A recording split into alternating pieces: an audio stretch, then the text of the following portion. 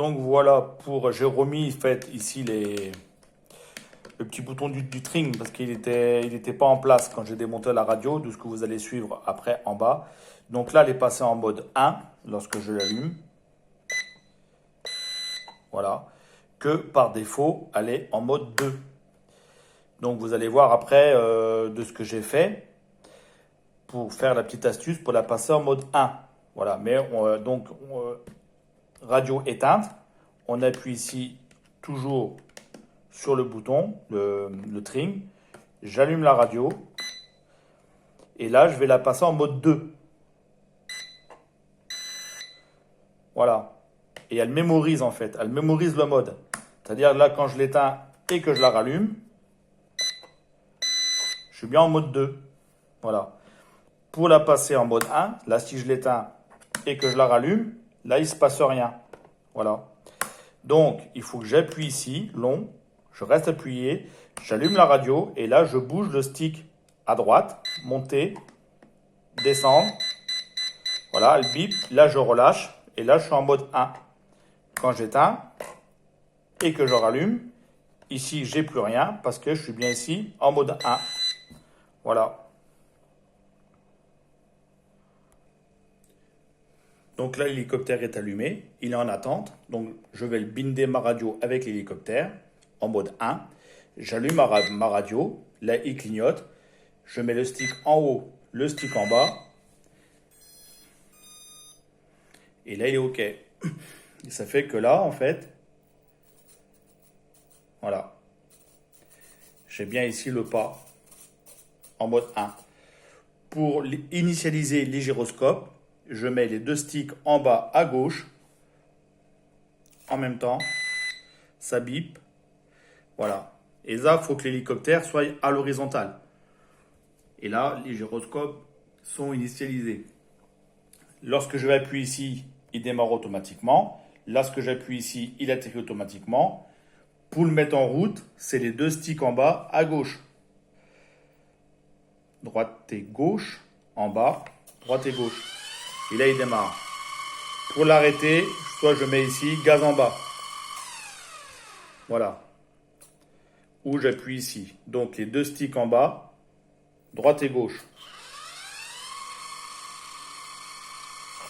Lorsque j'appuie ici, il s'éteint. Bon, après, vous allez suivre les autres vidéos parce que comme je n'avais pas l'astuce au début pour la passer en mode 1, j'ai ouvert la radiocommande, j'ai rallongé les fils et ça ne marchait pas parce qu'en fait, je voulais mettre la commande du mode 2 ici. Donc, j'ai rallongé les fils, vous allez voir la vidéo, mais ça n'allait pas, l'hélicoptère était instable.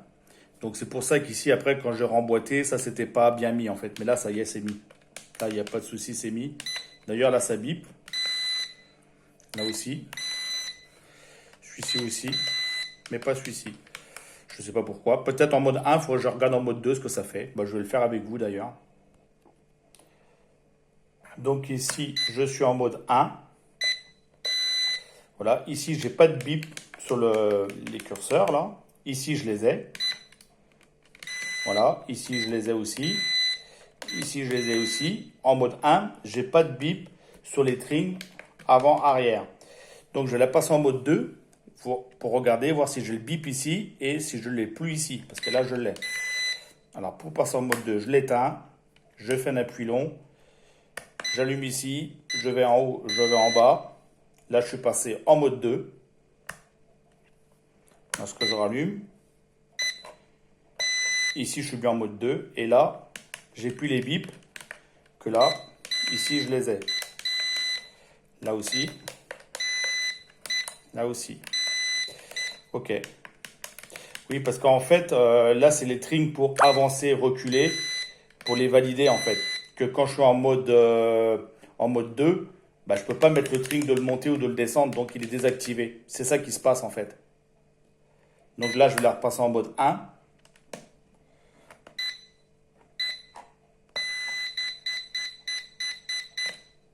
Voilà.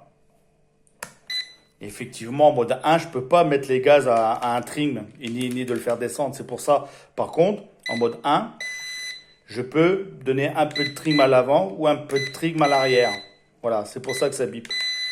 Voilà un petit peu les astuces de cette radio-là. Bah écoutez, c'est super. C'est sympa.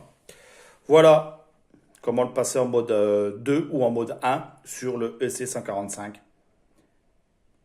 de chez RCRA. Parce que dans la documentation, qui est soit en chinois ou en anglais là-bas, eh bien, il ne parle de rien. Voilà. Il ne parle de rien du tout.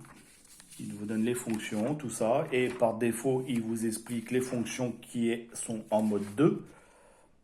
Voilà. Et c'est tout ce qu'il raconte. De l'autre côté, comment le charger, tout ça et tout, mais voilà, ici. Voilà. Mais il ne vous explique pas comment faire le passage en fait. Bon, et ben ça sera tout pour ce petit tuto. Voilà comment faire.